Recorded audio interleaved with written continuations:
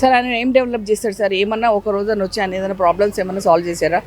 ఒక్కరోజు కూడా ఏనాడైనా వచ్చి సిట్టింగ్ ఎంపీ ఉండే ఏనాడైనా ఏ గల్లీకి కానీ ఎక్కడైనా కానీ ఏదైనా ఒక్కరోజైనా కనపడ్డా?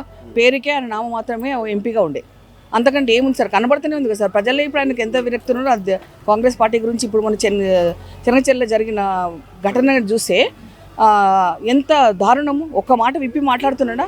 ఆనాడు మన కేసీఆర్ మాట్లాడలేదు, వాళ్ళు మాట్లాడలేదని చెప్పేసి పెద్ద కేటీఆర్ మాట్లాడలేదని పెద్ద మాటలు సంభాషణలు ఇచ్చాడు. ఈరోజు ఆయన ఎందుకు మాట్లాడతలేడు? ఆయన ఒక సీఎంగా it is his responsibility towards the public. At least ఒక వర్డ్ మాట్లాడి ఏం జరిగిందని. ఇదేంటి మళ్ళీ ఇది కూడా సేమ్ అదే విధంగా వాళ్ళు బీఆర్ఎస్ వాళ్ళు ఎట్లా చేస్తారో ఆయన అదే చేస్తున్నాడు కదా. ఇప్పుడు మల్కాజ్గిరి ఎలక్షన్స్లో అయితే స్ట్రాంగెస్ట్ పర్సన్ అంటే ఈటల రాజేంద్ర అన్నగారే కనపడుతున్నారు.